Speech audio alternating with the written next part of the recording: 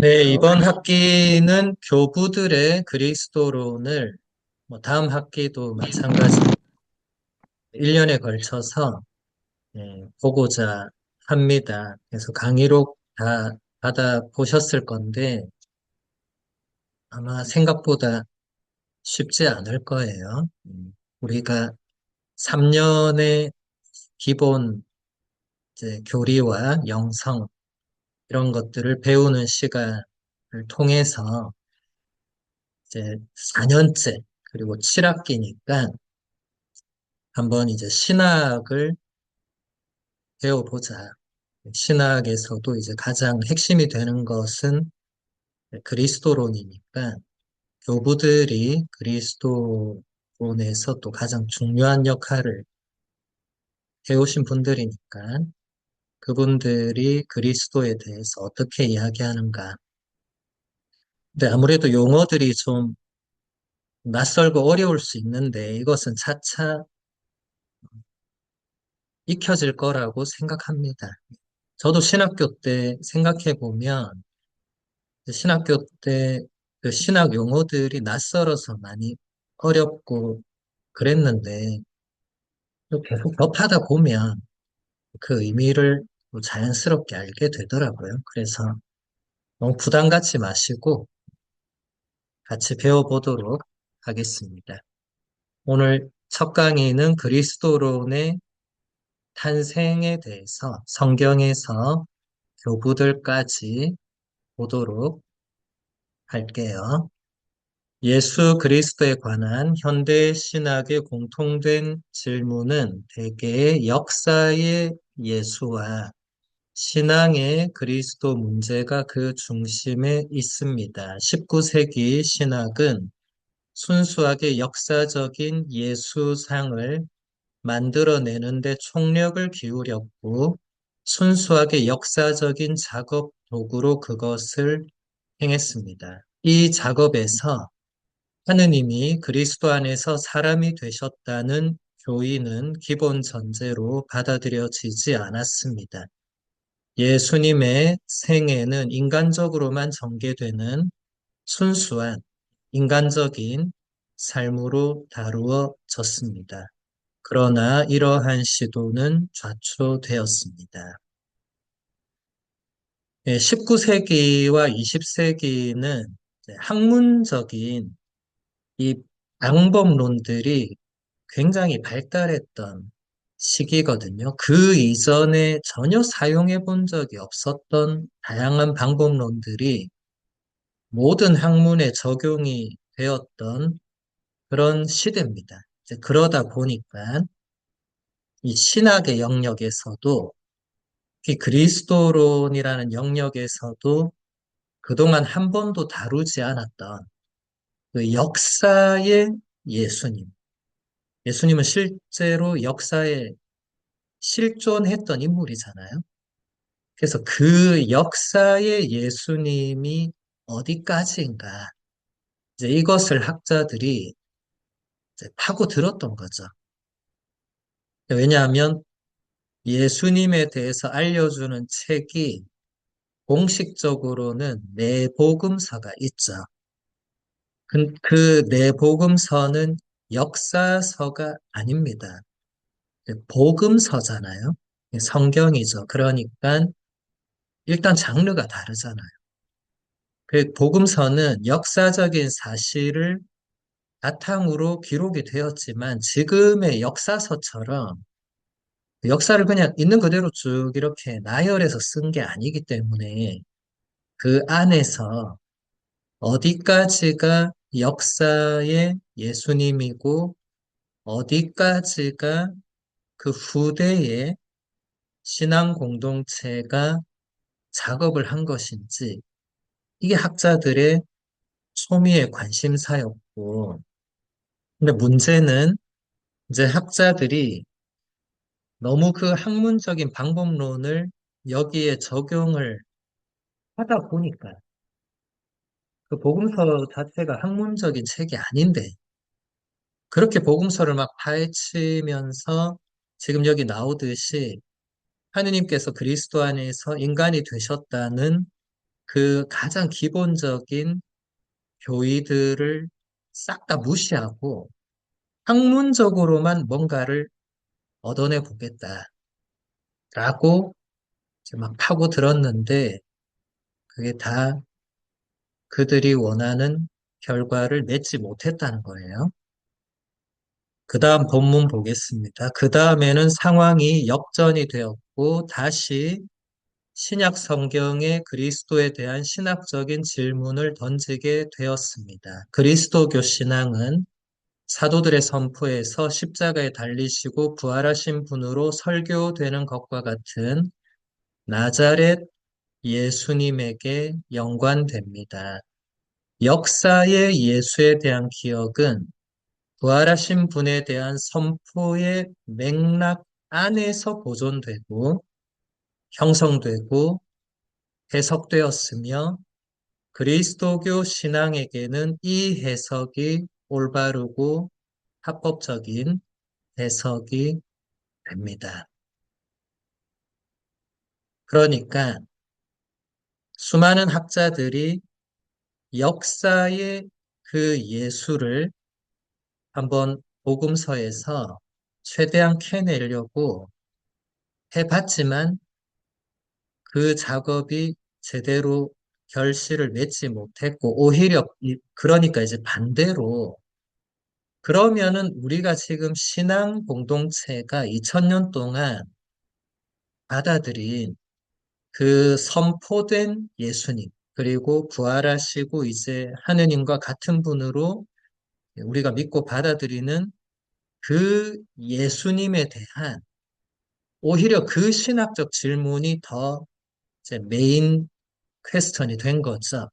그리고 이제 학자들이 이 과정을 거쳐서 이제 다 연구를 해보니까 이 역사적인 실존한 인물이었던 예수님에 대한 그 기억들, 그 기억의 단편들은 결국은 이제 부활하신 예수님과 그분에 대한 사도들과 그 초대 교회 공동체가 선포한 그 맥락 안에서 그게 보존되고 형성되고 해석돼 온 것이다. 그래서 그거 없이 그냥 19세기 그 학자들이 해보려고 했던 그 후대의 그 선포 없이 그냥 역사상의 예수님이 뭐 했고 이런 것들을 그것은 사실 불가능하다. 그리고 올바른 해석도 될 수가 없다는 거예요. 그러니까 이 역사의 예수와 신앙의 그리스도는 분리할 수가 없다는 겁니다. 이제 이런 내용 자체가 아마 지금 수강생들 대부분에게는 난생 처음 듣는 얘기일 거예요. 저도 신학교 가서 처음 배웠으니까. 이런 물음들이 우리에게 던져주는 메시지가 또 있겠죠. 19세기 신학자들은 두 가지 질문에 집중을 했습니다. 첫 번째, 예수님에 대한 역사적인 연구가 가능한가? 두 번째, 그것이 신학적으로 필요한가? 역사의 예수는 신앙의 그리스도를 위한 전제로서 다시 복구되었습니다. 오늘날 학자들은 원시 공동체에서 이미 그러한 연결을 만들었다는 것을 인정합니다. 그들은 스스로를 낮춘 나자렛 예수님을 현양된 주님과 동일시했습니다. 이러한 이중 인정으로 그들은 한편으로는 자현설의 오류를, 다른 한편으로는 주님의 초월성에 대한 부정을 반박할 수 있었습니다. 네.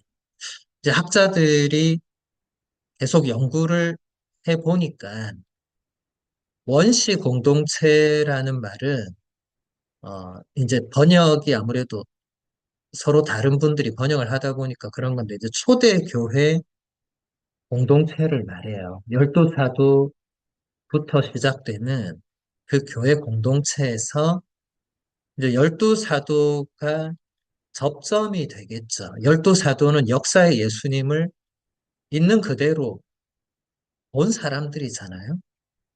내 눈으로 보고, 내 귀로 듣고, 내 마음으로 체험한 분들이잖아요. 이제 그분들이 그 예수님을 이제 전하잖아요. 전하는데 여기서 무엇이 발생하는가? 그분들이 그냥 역사적 인물 예수님을 전한 게 아니고 그분들이 체험한 예수님을 전하는 거죠. 이게 엄청난 차이가 있는 거죠. 왜냐하면 그분들은 3년 정도 예수님을 직접 봤는데 예수님이 십자가에 못 박혀서 돌아가신 것까지 봤는데 거기서 끝난 줄 알고 다 헤어지려고 했는데 부활하신 예수님을 만나면서 모든 것이 다 바뀌잖아요. 그러니까 이제 그분들 안에서도 그냥 봐왔던 인간 예수님이 있는데 이제 그 인간 예수님이 그냥 인간 예수님이 아니고 부활하신 주 예수님. 사실 같은 분이잖아요. 그러니까 이것을 분리하는 것은 불가능하죠. 학문적으로, 이론적으로 뭐 말로는 가능하다고 해도 사실은 불가능하죠. 왜냐하면 열두 사도가 부활하신 예수님을 선포할 때 이미 그걸 분리할 수 없는 한 분을 선포를 하셨고, 그게 여기서 신학적인 표현으로 초대교회 공동체가 그 두 분을 이미 연결한 거다. 스스로를 낮추신 나자렛 예수님을 이제 현양된 주님과 똑같은 분으로. 이게 사도들이 선포한 내용 그대로입니다. 근데 그러면서 초대교회 공동체는 두 가지 이단 혹은 오류를 반박할 수 있었죠. 현설. 앞으로 많이 보게 될 것인데, 거짓 가짜에 나타날 현자. 그러니까 예수님이 가짜 육체를 입고 나타났다는 거예요. 역사적인 실제 예수님을 받아들이지 않는 거죠. 이단입니다. 이단. 오류기도 하고. 또 반대로는 주님의 초월성에 대한 부정. 그러니까 또 한편의 극단에는 예수님은 그냥 인간일 뿐이다. 하느님은 아니다. 초월적 존재는 아니다. 라고 하는 양극단의 그 이단을 초대교회는 다 그 현 시대에서, 자기들의 동시대에서 양쪽 이단을 다 반박해야 했기 때문에 거기서 가장 합당한 결론, 그리고 가장 본질적인 내용도 이 스스로를 낮추신, 그러니까 십자가에 못 박히신 그 나자렛 출신 인간 예수님이 바로 후대의 모든 신앙 공동체가 주님이라고, 주님이라고 부를 수 있는 분은 하느님뿐이죠. 그렇죠? 토마스가 부활하신 예수님의 그 옆구리에 손을 넣었을 때 고백했던 나의 주님, 나의 하느님. 그 고백의 대상이 되는 그 예수님과 같은 동일한 분이라는 이것이 우리 그리스도교의 이제 핵심 교리가 되고 또 이게 우리 믿음의 가장 본질적인 내용이 됩니다. 그 다음 본문 볼게요. 신약 성경 저자들은 지상적이고 십자가에 달린 예수는 오직 부활의 날에 비추어 바라보아야 한다는 것을 알았습니다. 그와 반대로 지상의 예수를 고려하지 않고서는 부활을 적절하게 이해할 수 없다는 것도 분명했습니다. 여기서부터 원시 공동체는 지상의 주님과 현양된 주님은 동일하므로 예수의 역사는 신앙을 위하여 구성적이라는 것을 이해했습니다. 우리 또한 현양된 주님과 지상의 주님의 동일성을 회귀한다면 다현설에 빠지게 되고 공동체의 부활 신앙을 신화와 구별할 수 없게 됩니다. 예, 내복음서의 저자들이 있죠. 마테오와 마르코와 루카와 요한이 이제 복음서를 기록할 때 이미 복음서를 기록하는 시점은 예수님이 십자가에 못 박히시고 부활하신 그 이후로도 몇십 년이 더 흘렀어요. 복음서를 기록할 때 요한 외에는 12사도도 다 죽고 없을 때입니다. 이제 그러다 보니까 이제 이 역사상의 예수님을 직접 본 사람이 복음서를 쓴 것은 요한 외에는 없죠. 나머지는 전해 들은 거죠. 전승된 거죠.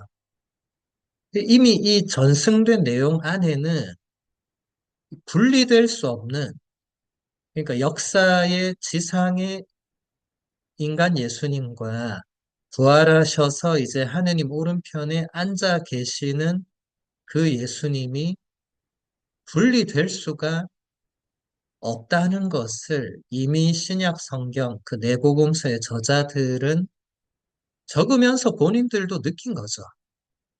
그냥 본인들이 적을 때, 아, 이 부분은 역사의 예수님이고 이 부분은 부활하신 예수님. 이렇게 적을 수가 없는 겁니다. 왜냐하면 본인은 역사의 예수님을 직접 보지 않았잖아요. 그러니까 더 그렇게 적을 수 없고, 요한은 직접 봤지만, 직접 봤기 때문에 더 그럴 수 없는 겁니다. 여러분, 요한복음을 잘 생각해 보세요. 요한복음에서 1장도 그렇고 여러 파트에서 이것은 직접 본 사람이 한 말이다. 이런 내용이 나오죠.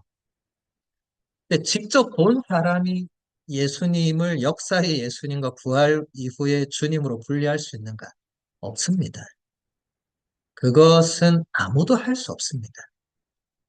그래서 이 작업은 비록 19세기 신학자들이 시도했지만 그것을 계속해 나가는 것은 결국 불가능하고 그것을 계속해서 분리시켰을 때 어떤 일에 빠지게 되는가? 가현론에도 빠지게 되고 또 우리 공동체의 부활 신앙도 신화와 구별이 불가능하게 된다.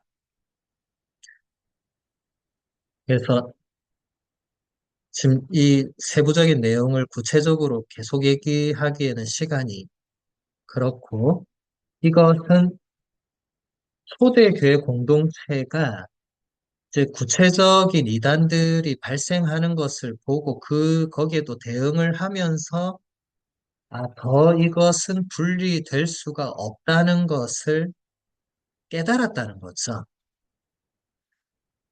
그래서 학자들이 지금 괄호에 나오는 이 이름들은 다 학자들, 아주 저명한 학자들의 이름인데, 학자들이 이제 연구를 해보니까, 이제 역사의 예수를 말할 때는 역사 비평적 연구의 대상이 될 수 있는 한에서의 그 예수님을 말하는 거다. 한계가 있는 거죠. 또 역사의 예수는 예수가 전승의 예수상 안에서 겪었던 모든 변경과 덧칠들에 대비되는 엄밀한 역사적 방법으로 알아내는 예수를 줄여서 일컫는 것이다. 이건 이제 학문적으로 이제 역사의 예수라고 할 때 도대체 역사의 예수는 누구를 말하는 거냐? 이렇게 사람들이 질문했겠죠, 그렇죠? 그러니까 이 학자들이 이런 이제 답을 한 것입니다. 그 다음 본문 보겠습니다.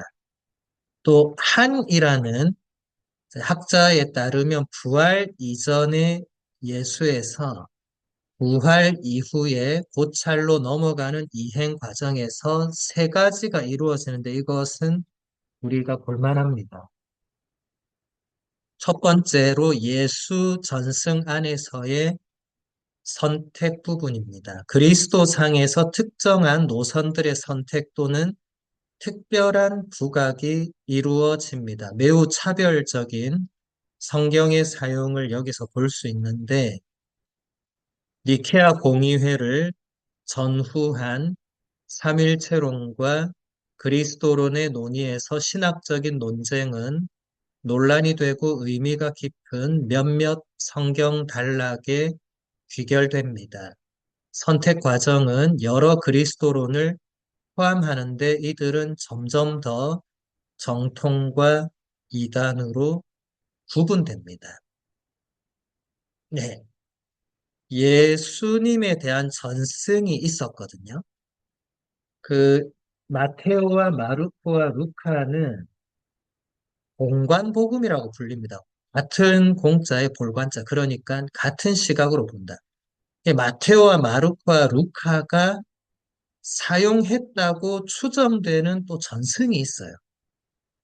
마테오, 마르코, 루카는 이미 예수님을 직접 본 사람들이 아니죠. 특히 루카는 그 복음서 1장에 보면 본인도 전해 들은 내용을 본인이 나름의 그 신학적 기준, 신앙의 어떤 기준으로 편집을 해서 복음서와 사도행전을 적었다고 직접 말을 하죠. 그렇죠? 이, 이 전승 안에서도 또 예수님에 대한 그 특별한 노선을 선택하는 그 공동체들이 탄생을 하는 겁니다. 아까 벌써 가현론 나오고, 그죠? 그 반대파는 앞으로 계속 보게 될 건데, 이 역사의 예수님과 그 부활하신 예수님에 대해서도 이제 다양한 해석을 하는 사람들과 그 사람들을 또 따라가는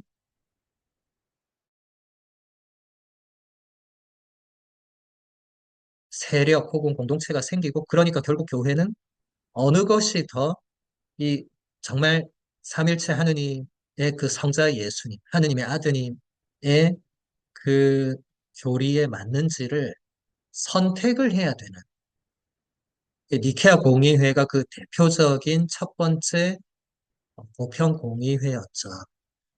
그럴 때 결국은 또 그 성경 구절들을 어떻게 선택하고 어떻게 해석하는가가 매우 중요한 포인트가 되었다는 거예요.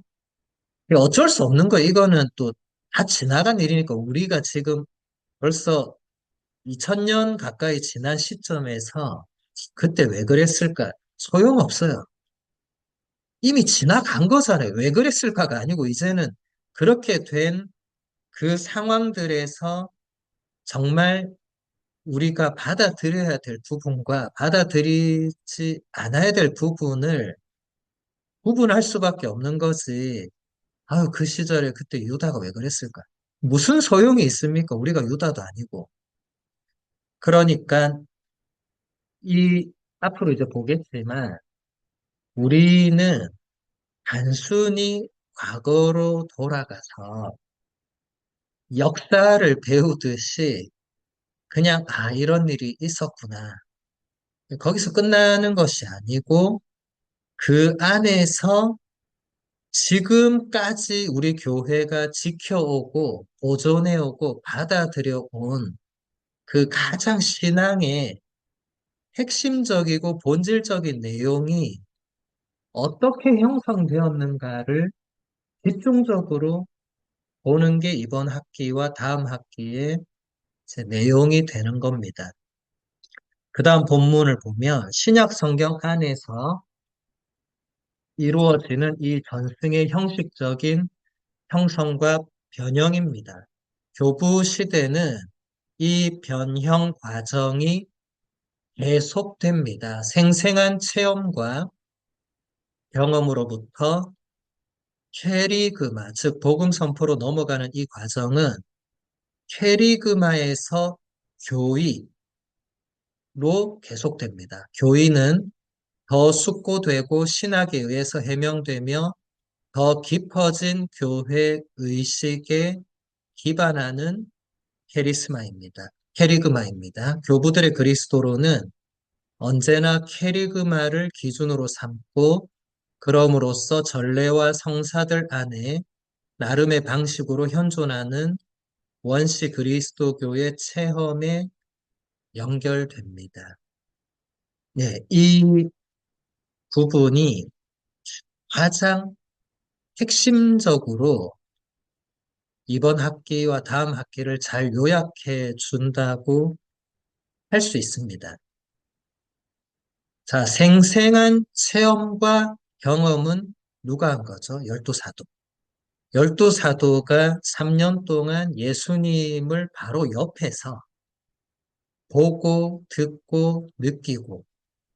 근데 요한이 그걸 본인 복음서에 그대로 얘기했잖아요. 우리는 또 본인의 편지에도 얘기했잖아요. 우리는 우리 눈으로 보고, 우리 귀로 듣고, 우리 손으로 만져본 바로 그분을 선포한다. 이 생생한 체험과 경험이 있었는데 이것은 열두 사도 외에는 그리고 열두 사도와 그 동시대를 살았던 사람들 외에는 아무도 더 이상 체험을 할 수 없죠. 그렇잖아요.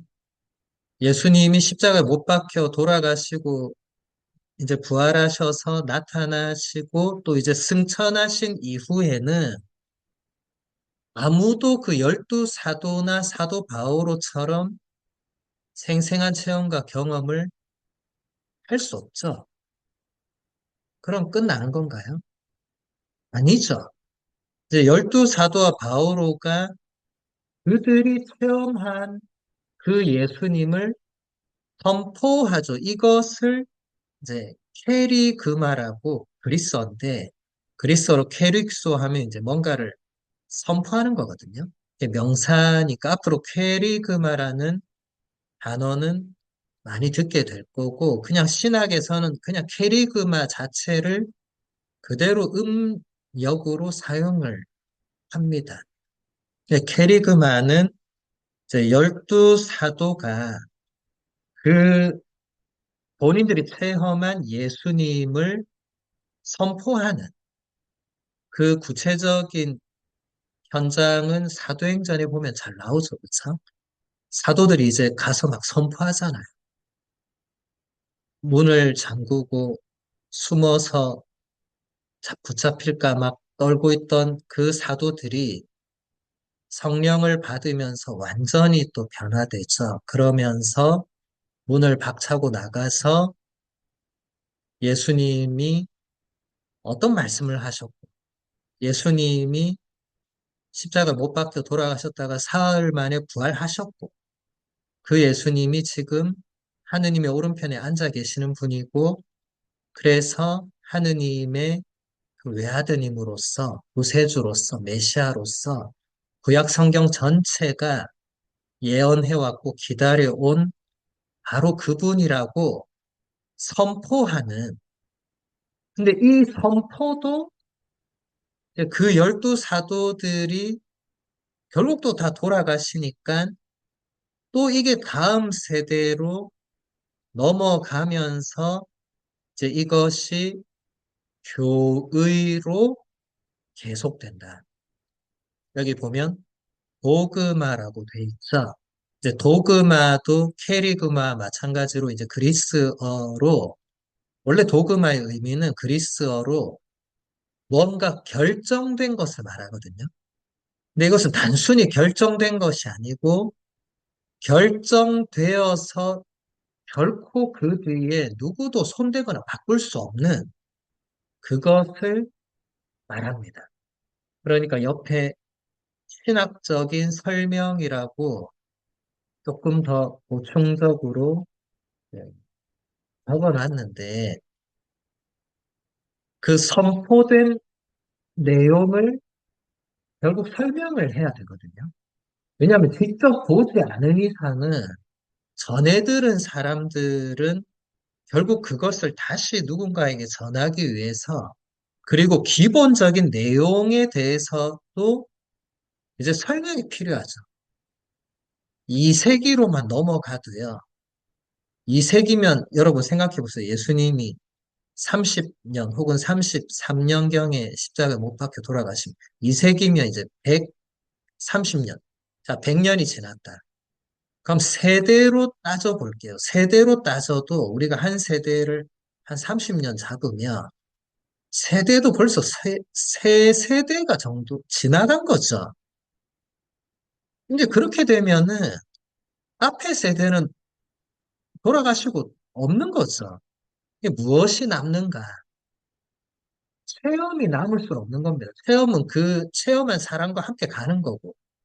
결국 남은 것은 그 체험한 사람들이 선포했던 그 캐리그마, 그리고 또 그것이 다시 넘어가면서 이제 그것이 하나의 교의로 결정이 되어서 이제는 신학자들, 초창기에는 교부들이 그것을 설명을 하고 또 교회로 보면은 그게 전례와 성사들 안에 그대로 들어와서 계속 전달되고 보존이 되었다는 것입니다.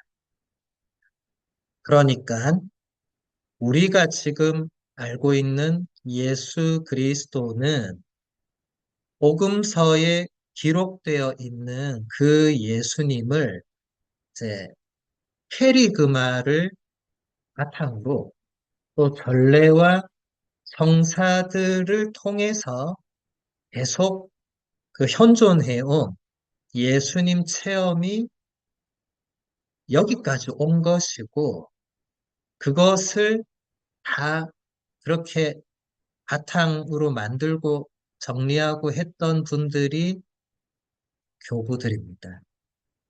대단히 중요합니다. 자, 그 다음 볼게요. 그리고 이제 새로운 해석입니다.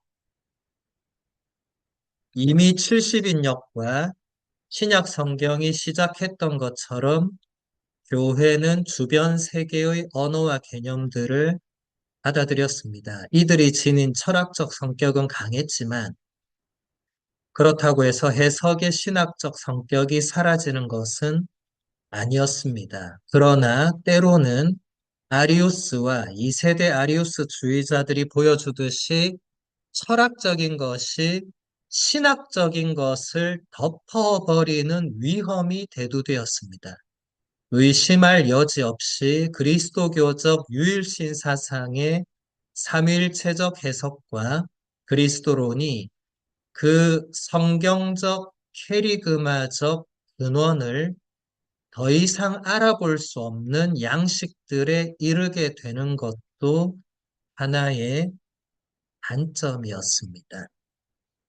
예, 이게 무슨 말이냐. 오늘 첫 시간이어서 여러분들이 가장 힘들고 머리 아플 건데 사실은 여러분들이 지금 첫 수강생들을 제외하고 예전에 제 줌 강의를 한 번이라도 수강했던 분들은 그때 다 조금씩 배웠던 내용들이거든요. 물론 지금 기억은 하나도 안 나시겠지만 여러분들 머릿속과 내면의 어딘가에 어, 있는 내용입니다. 다시 볼 수밖에 없죠. 70인역이라는 말은 들어보셨을 건데 지금 마침 제 책상에 있어서 보여드리면은 어, 이 70인역이라는 책은 여기 이제 셉두아 진따라고 되어 있죠. 예, 이게 70입니다. 라틴어로 70이고 이게 무슨 책이냐면 어, 히브리어로 된 구약 성경을 그리스어로 번역을 한 첫 번째 책이라고 할 수 있고, 사실은 이 72명 혹은 70명이 번역을 했다고 해서 이제 70인역, 그래서 그냥 셉투아 진따라고 불립니다.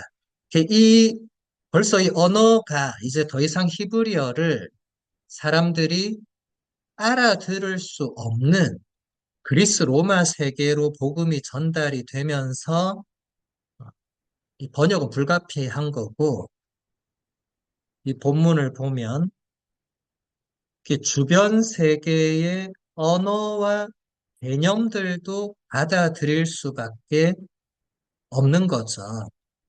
예, 다시 본문을 좀 띄워주시면 좋겠습니다. 이 언어라는 것은 여러분들도 이제 외국어를 공부해 보신 분, 특히 이제 여기 교포들은 잘 아시겠지만, 언어는 단순히 언어로 머무르는 게 아니거든요. 언어를 받아들인다는 것은 그 언어가 사용되는 그곳의 문화, 개념, 이런 모든 것이 같이 들어오는 거예요.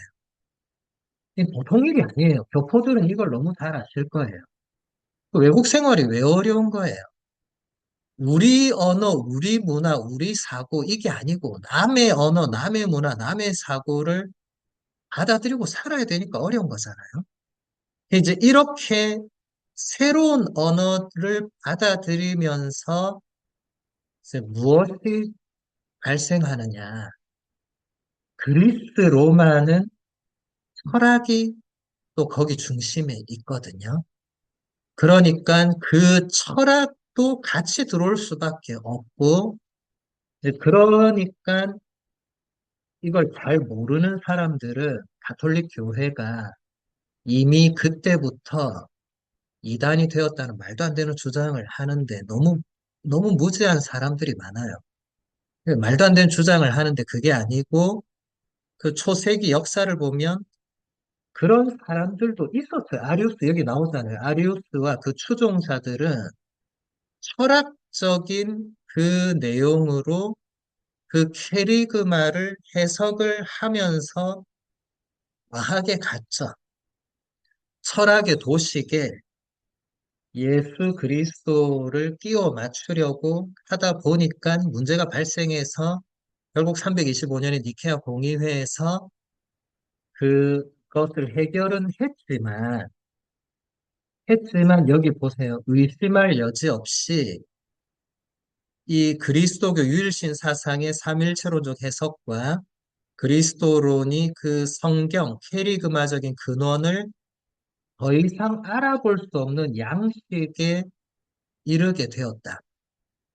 교부 시대에 이제 이런 일들이 발생하게 됐는데 이게 일부 사람들이 주장하는 가톨릭 교회가 여기서 벌써 이단이 된 것이 아니고 철학을 받아들이면서 이미 그 철학 용어들을 사용하면서 어쩔 수 없이 발생되는 문제들인 거죠. 여러분 잘 생각을 해보세요. 2000년 전의 사건과 인물을 이제 우리의 주님으로 받아들이는 이 신앙이 역사를 거쳐오면서 아무런 때도 묻지 않고 정말 순수하게 그 내용이 그대로 와야 되죠. 와야 되는데 그 시대의 그 내용을 설명해야 되죠. 해석해야 되고 이제 그럴 때 그러면 그 시대의 언어와 개념들을 하나도 사용하지 않고 지금도 히브리어로, 아람어로, 그리스어로 이것을 계속 얘기한다고 만약에 해보면은 여러분들이 누가 알아듣겠습니까? 누가? 그럼 여러분 중에 누군가는 그럼 뭐 히브리어 배우고 그리스어 배우고 철학 배워서 알아들으면 되지 않느냐? 이론적으로는 되죠. 이론적으로는 뭐 저 같은 사람도 이제 그리스도 배우고 그 시대 배우고 그럼 제가 그 선포에 가까이 다가가가지고 그걸 가져와서 안 됩니다. 그것은 그런 차원이 아닙니다. 그러니까 그 시대의 언어와 개념을 받아들인다는 것은 어쩔 수 없는 일입니다. 그러면서, 그러면 그 기본 선포되는 내용이 변질되느냐? 그건 아닙니다. 그것을 이제 설명하는 이제 또 다른 도구들이 발생할 수밖에 없는 이제 그러면 그 초대 교회 때 선포했던 초대 교회는 후대의 언어를 사용하지 않았으니까 그렇잖아요. 1세기 사람들이 3세기 언어를 쓸 수가 없잖아요. 아직 그건 말이 안 되잖아요. 타임머신이 있는 것도 아니고 지금 우리처럼 1세기 언어 개념, 2세기 언어 개념, 3세기 언어 개념을 따로 분리할 수 있는 상황이 아니잖아요. 그러니까 이런 문제가 생기는 겁니다. 자, 예를 들어서 325년에 니케아 공의회에서 아리우스의 주장을 반박하면서 아타나시오 성인과 그 니케아 공의회 교부들이 채택한 결정적인 그리스어 용어가 호모우시오스라는 그리스어로 호모하면 똑같다는 거고 우시하는 본질이거든요. 그러니까 하느님과 예수님은 본질적으로 신성으로 같은 분이다. 왜 이렇게 할 수밖에 없었냐면 아리우스가 성경을 해석하면서 이 예수님에 대해 선포하면서 예수님은 하느님께서 보내신 분은 맞기는 한데 하느님의 아들도 맞는데 다 맞는데 하느님은 유일한 분이어야 되기 때문에 또 다른 하느님이 있으면 안 되기 때문에 예수님은 하느님과 본질적으로는 같을 수가 없다. 이렇게 한 거예요. 철학이 신학을 덮어버리는, 혹은 철학이 캐리그마를 이제 덮어버리는, 변질시키는 이런 일이 실제로 일어나긴 났습니다. 한두 번은 아니었어요.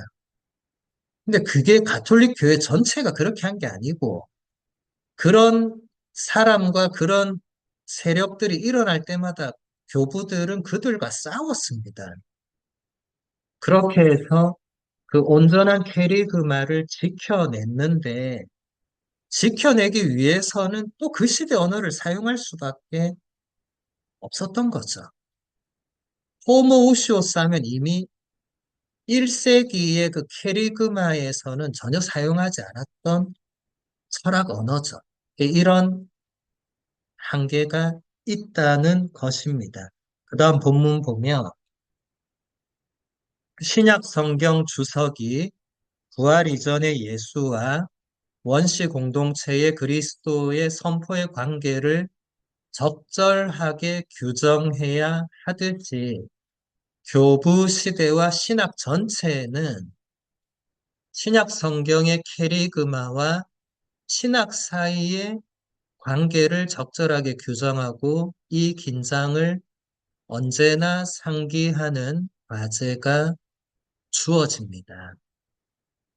네, 이게 무슨 말이냐. 이제 시대적으로 계속해서 이제 그 캐리그마의 내용, 그 역사의 예수님과 부활하신 주 예수님, 그리고 그분에 대한 선포 내용, 그리고 이것을 또 해석하고 풀어내는 이 긴장 관계가 항상 있다는 거죠.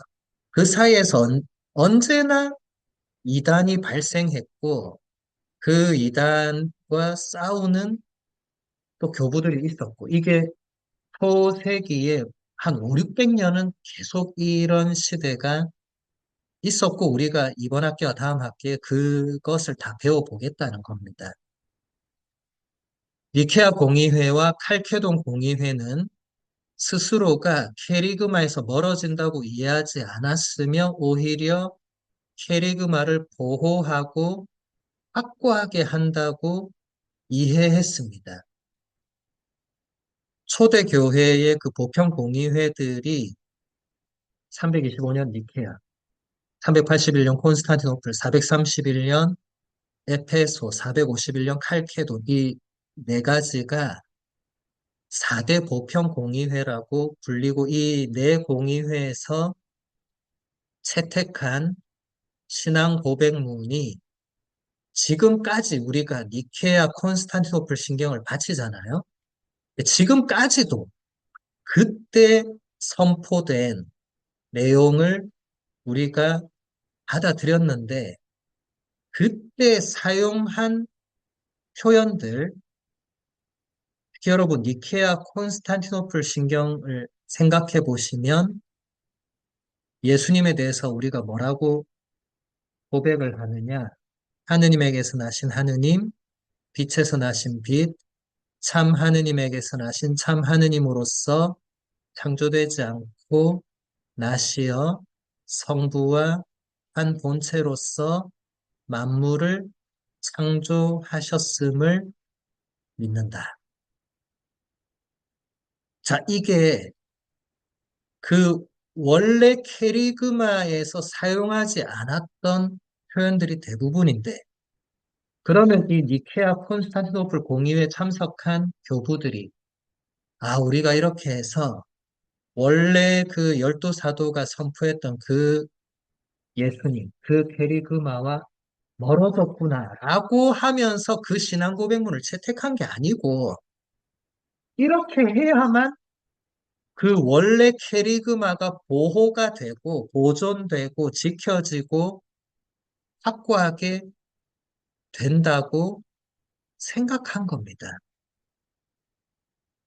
왜냐하면 아리우스가 그게 대부분은 뭐 아리우스에 대한 반박인데 아리우스는 예수님이 하느님으로부터 나신 하느님이 아니라고 했고 그러니까 빛에서 난 빛이 아니라고 했고 그런 거예요. 참 하느님으로부터 나신 참 하느님이 아니라고 했고 이게 어쩔 수 없는 거죠. 그렇죠? 칼케돈 공의회로 가면 이제 더 철학적 용어가 더 많이 나오는데 그건 나중에 우리가 또 보기로 하고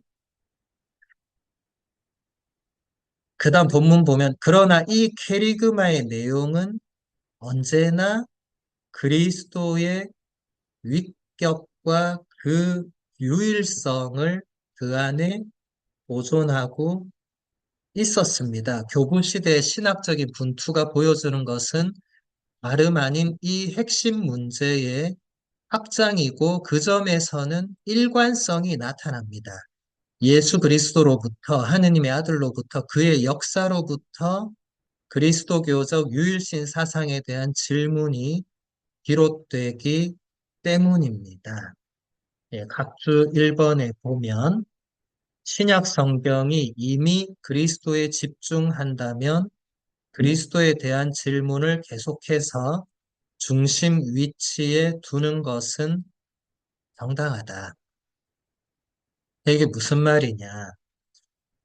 이제 학자들이 이렇게 쭉 연구를 해보니까 이제 교부 시대로 오면서 이 엄청난 신학적인 논쟁, 분쟁, 싸움 이런 게 엄청나게 있었는데 여기서도 언제나 교부들이 한결같이 지켜왔던 표현은 그 시대를 언어와 개념과 철학을 빌릴 수밖에 없었다 하더라도 지켜냈던 그 내용은 언제나 예수 그리스도의 위격, 그러니까 성부, 성자, 성령의 삼위일체에서 그 성자에 해당되는 바로 그분이라는 것과 그 유일하신 예수님은 역사의 예수님이 따로 있고 그 뒤에 이 부활 이후에 이제 성자로 들어 높여진 예수님이 따로 있고, 인간 예수님이 따로 있고, 하느님의 아들 예수님이 따로 있고, 이런 게 아니고, 유일한 그 한 분이 계시다는 이것을 한 번도 교부들이 여기서 벗어난 적이 없다는 겁니다. 그렇게 다양한 신학적 논쟁과 이단과 공의회가 열렸지만, 그래서 정말 머리 아프고 복잡하고, 그거 다 기억도 못하지만, 자들이 연구해 보니까 그 핵심 내용은 한 번도 변질되거나 누군가 가톨릭 교회를 공격하듯이 그렇게 이미 오염됐거나 이미 이단이거나 그런 것은 전혀 없었다는 거예요.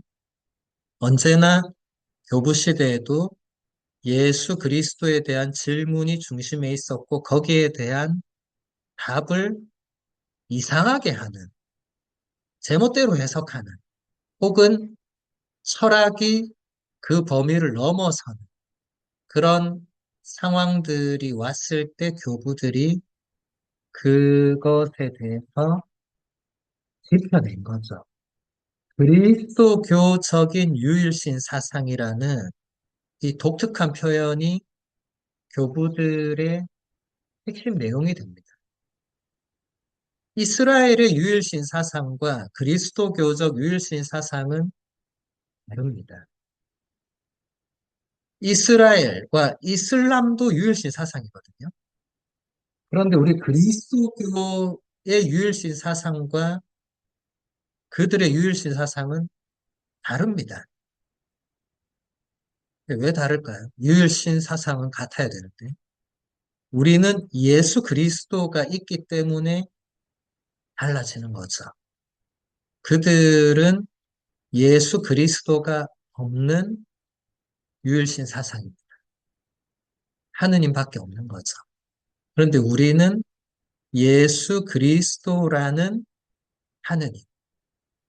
근데 이분이 성부 하느님과 다른, 또 다른 별개의 하느님이 아니고, 그러면 유일신이 아니죠. 그럼 이신론이죠. 그 이단이고. 한 분이신 하느님. 근데 그 한 분 하느님이 성부와 성자와 성령이라는 세 위격으로 이제 우리가 지금의 또 신학 언어로는 그렇게 표현을 하고 있는 그 유일신 사상입니다. 그 다음 본문을 보겠습니다. 특정한 성경 단락의 해석이 새로운 신학적 언명에 이르게 하고 새로운 신학적 언명이 흔히 맹렬한 토론이 있은 후에 다시 더 폭넓은 성경적 토대에서 검토되는 과정은 원시 그리스도교와 교부 시대 사이를 긴밀히 연결시켜 줍니다. 특정한 성경 단락을 해석을 할 수밖에 없어요. 모든 성경은 해석이 필요합니다.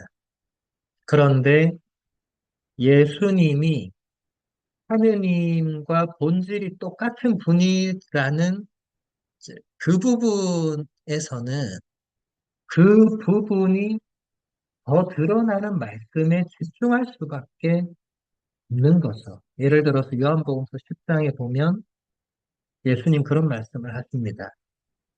아버지 성부로부터 당신이 모든 것을 다 받았고, 그래서 아버지의 것은 다 내 것이고, 그래서 아버지와 나는 하나다. 이런 말씀을 하시거든요. 이것을 어떻게 해석하겠는가? 이것을 이상하게 해석을 할 수도 있어요. 지금 여러분들은 이제 우리 교회가 해석하는 걸 그대로 받아들이니까 별 문제는 없겠지만, 아리우스라든지 그 초창기 교회의 많은 이단들은 이것을 지금 우리가 받아들이는 대로 해석하지 않았습니다. 그리고 또 다른 성경을 가지고 와서 또 다르게 해석하고. 그러니까 이게 새로운 신학적인 어떤 그 토대를 이루기 전에 맹렬한 토론, 논쟁, 싸움이 몇십 년 혹은 몇백 년에 걸쳐서 이루어지고 그 다음에 서로 계속 싸우니까 계속 결국 또 성경을 연구를 해요. 이제 그렇게 하면서 이 교부 시대와 초창기 그리스도교 사이에 오히려 연결점이 더 발생하게 되는 굉장히 신비로운 과정이라고도 할 수 있죠. 사실 교부들은 오늘날과 같이 이렇게 전문적인 학문적인 방법론도 없었고, 이렇게 오래된 역사를 정리한 그런 것도 없었고, 뭐 참고 서적도 없었고, 교부들은 정말 그냥 성경을 그냥 파는 수밖에 없었거든요. 그래서 교부들이 위대하다고 우리가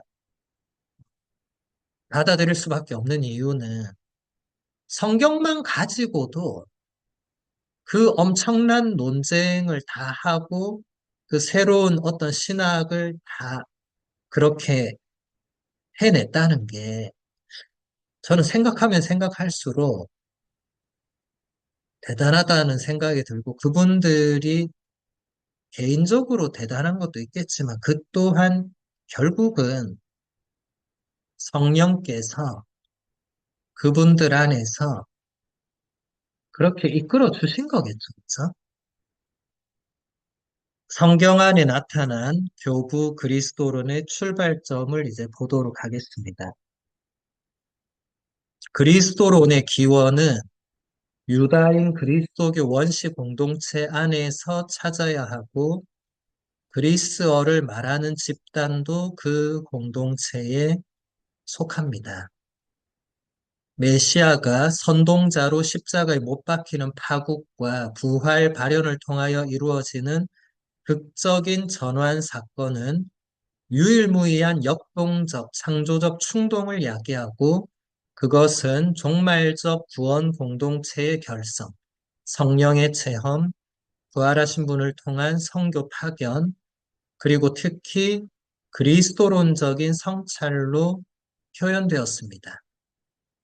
이러한 그리스도론적 성찰의 시작, 더구나 신앙으로부터 비롯되는 그 시작이 우리의 관심사가 됩니다.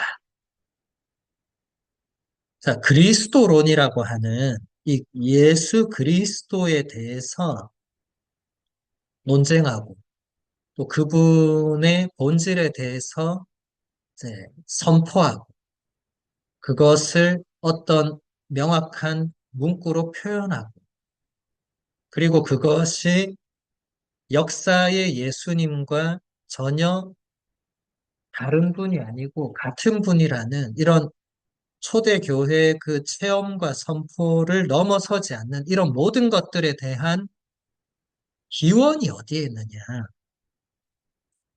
그 기원은 바로 유다인 그리스도교 원시 공동체가 기원이 된다. 그리고 그것은 이미 그리스어를 말하는 그 집단도 거기에 속합니다. 각주 2번을 보면 스테파노의 박해에서는 거룩한 도성 예루살렘이죠. 예루살렘의 그리스 계통 유다인 그리스도인들이 박해를 받고 추방이 되었는데 그들은 성령의 감도로 예수님의 메시지를 그리스어라는 새로운 수단으로 해석을 한 사람들입니다. 자, 여러분, 예수님은 유다인이었죠. 열두 사도 유다인이었죠. 사도 바울도 유다인이었죠. 다 유다인이었어요. 이 유다인이었는데 근데 여러분, 요한복음서를 유심히 읽어보면 예수님 시대에 이미 그리스 사람들이, 그리스어를 사용하는 사람들이 예수님을 만나러 옵니다. 예수님을 만나러. 예. 필립보를 통해서 예수님을 만나러 온 그리스인들이 있었죠. 그리고 여러분, 예수님이 십자가에 못 박히셨을 때 빌라도가 십자가 위에 그 명패를 써붙이게 했죠.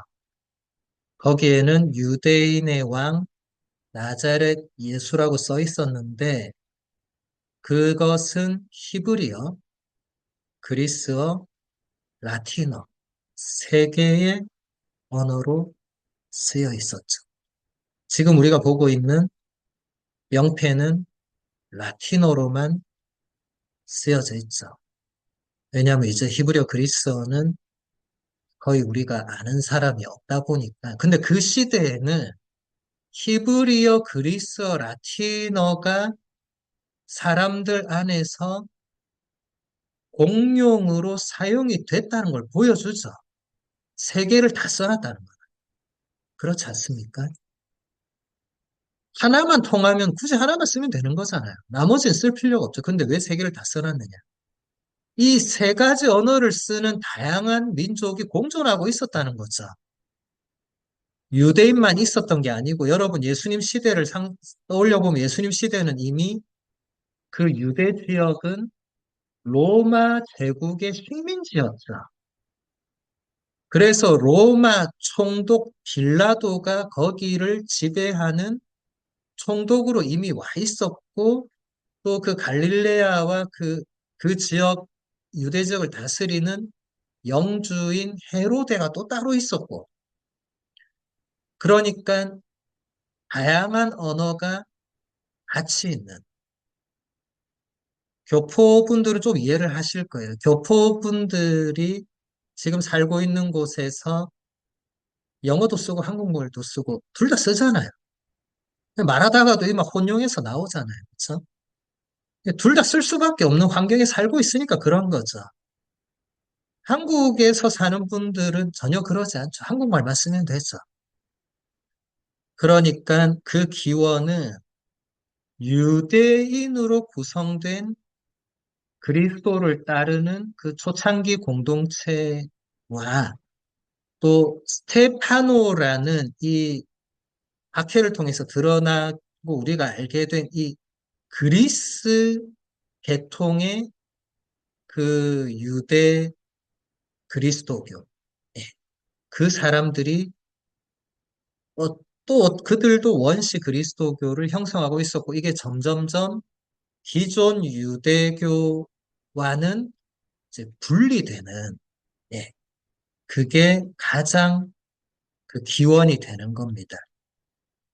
그래서 그 내용을 여기서 아주 짤막하게 정리를 한 건데 메시아 예수님이 로마 제국을 반란하는 선동자로 고발이 되어서 십자가에 못 박히는 사형 선고를 받고 그렇게 되는 이제 파국을 맞으면서 예수님을 추종하고 따르던 공동체가 무너지고 와해되고 끝났다고 여겨지는 시점에 예수님 부활을 목격하면서 이제 극적인 전환이 이루어지죠. 그러면서 어떤 일이 발생했느냐. 이제 사도행전에 다 나오는 내용을 여기서 간단하게 종합 정리하면 종말론적 구원 공동체가 만들어졌다. 여러분 사도행전이나 요한묵시록 읽어보시면 그 사람들은 이제 곧 종말이 온다. 예수님이 곧 오실 거다. 사도 바울도 계속 얘기하잖아요. 예수님이 곧 오실 거니까 준비해라. 그런 공동체가 이제 생겨나고 또 사도행전 2장에 보면 성령을 체험하죠.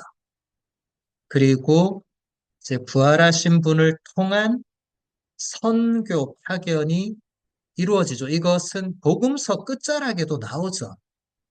부활하신 예수님이 승천하기 전에 마지막으로 제자들을 모아놓고 너희는 모든 민족들을 가르쳐라.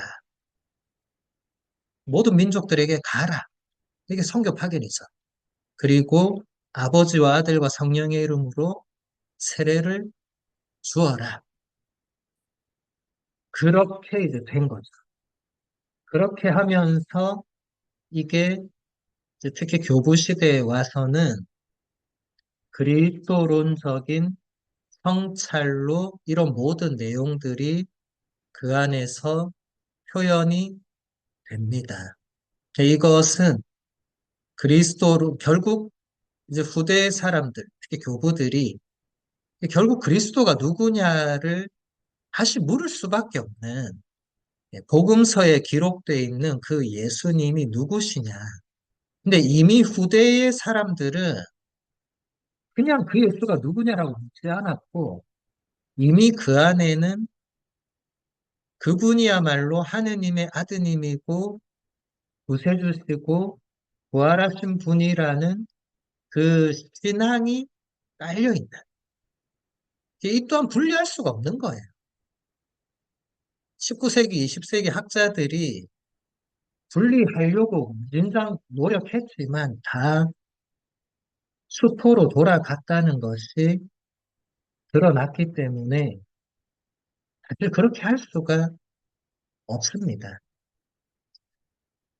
그 다음 본문 보겠습니다. 이제 예수님의 칭호에 대해서 보도록 할게요. 예수님의 명칭과 칭호들은 하느님의 구원의 사자인 예수님의 길과 인물에 대한 해석이자 그분이 사람들에게 지녔던 유일무이한 권위에 대한 해석으로 이해를 해야 됩니다. 예, 칭호, 이름, 이런 것들은 특별한 의미가 있죠. 예수님에게 다윗의 자손이다, 하느님의 종이다, 예언자다, 주님이다, 뭐, 다양한 호칭들이 있는데 이것은 전부 다 구약 성경에 나오는 그 호칭이죠. 이제 그 호칭으로 예수님을 해석을 하는 거죠. 이게 그리스도론입니다.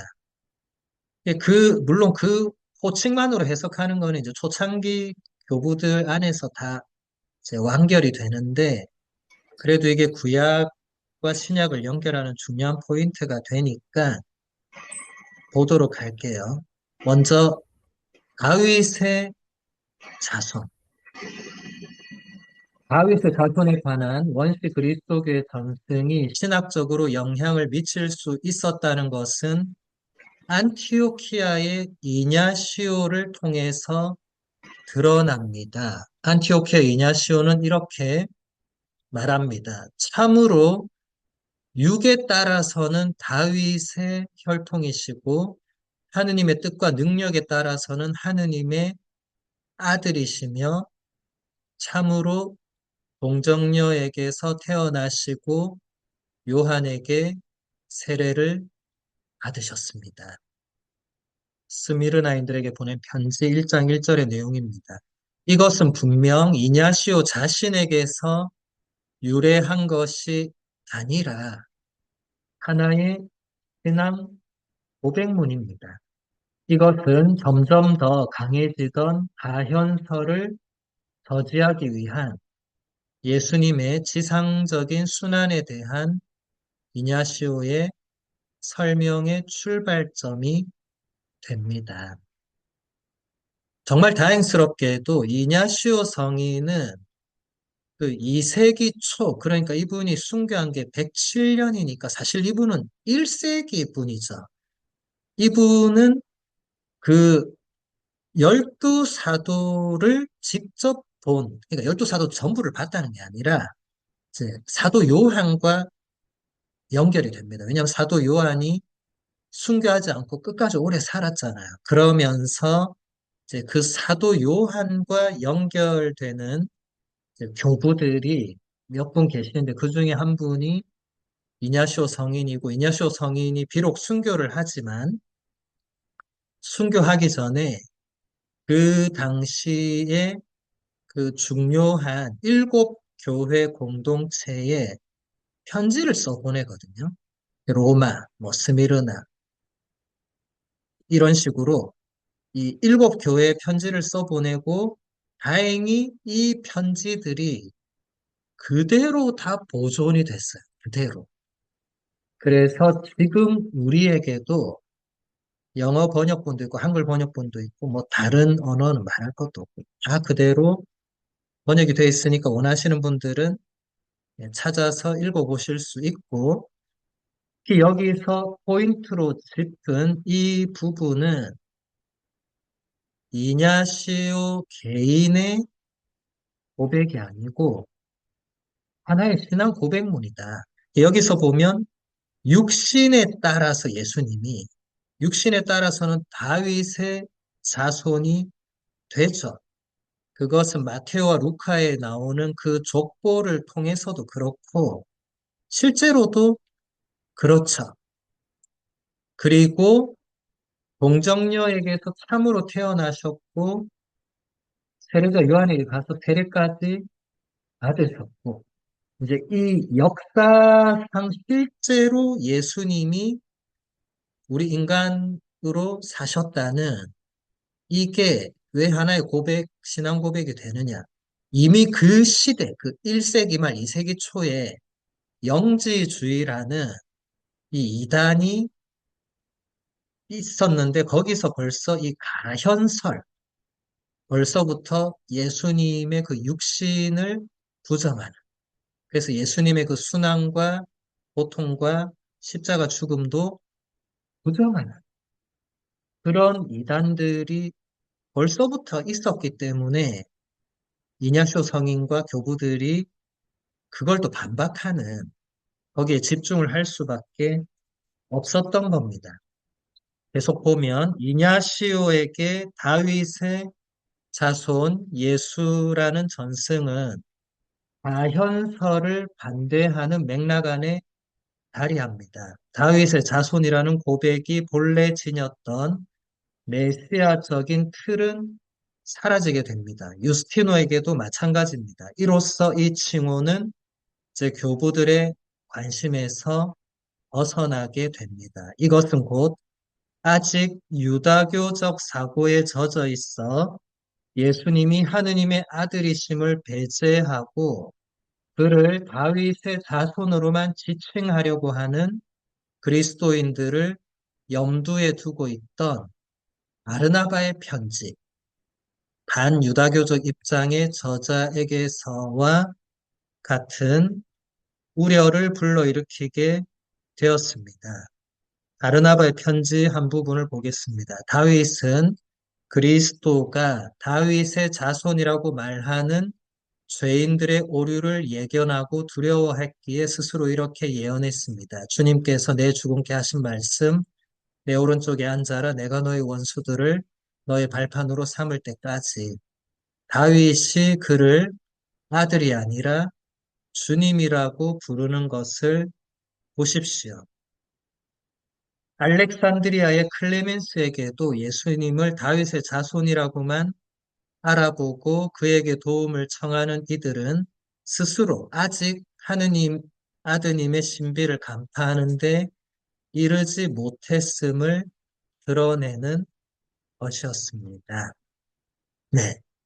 이게 무슨 말이냐면 다윗의 자손이라는 그 호칭은 분명히 메시아를 가리키는 호칭이고 이게 예수님에게 적용이 되는데 이것은 과현론을 반대하는 의미 안에서 적절하게 사용되고 이제 그 뒤부터는 또 다른 그리고 더 확장되는 그리스도론에서는 여기에만 머물러 있을 수가 없었다는 거예요. 그런데도 바르나바의 편지라는 초세기의 그 문헌을 보면 이 이런 또 유대 그리스도인들이 있었는데 이들은 또 이 호칭을 너무 중요시하고 또 여기에만 매여 있으려고 하는 경향이 있어서 알렉산드리아의 클레멘스 같은 교부들이 이렇게만 머물러 있는 것은 하느님의 그 아드님의 신비 전체를 파악하는 데는 도움이 되지 않는다라고 얘기했다는 것입니다. 네, 시간이 다 돼서 여기까지 하고 나머지 부분은 여러분들이 열심히 읽고 공부하시고 여기에 대한 더 자세한 내용이 궁금한 분은 제가 이번 학기와 다음 학기에 교재로 채택한 그 교부들의 그리스도론이라는 그 책이 있어요. 알로이스 그릴마이어 추기경님의 그 대작 중에서 한 부분만 번역을 한 건데, 근데 한 부분만 해도 책 두께가 막 이렇거든요. 그래서 그래도 관심 있는 분은 어, 그 책을 사서 한국말로도 번역이 돼 있어요. 뭐 영어는 당연히 읽어보시면 됩니다. 네, 오늘은 여기서 마무리하고 우리는 다음 주에 만나 뵙겠고, 이제 그룹 나눔 신청하신 분들은 이제 마침 기도 후에 각 그룹에 가셔서 봉사자님들과 오늘 들으신 내용을 가지고 좋은 나눔들 하시면 되겠습니다. 같이 마침 기도, 성모님께 보호를 청하는 기도로 마무리하겠습니다.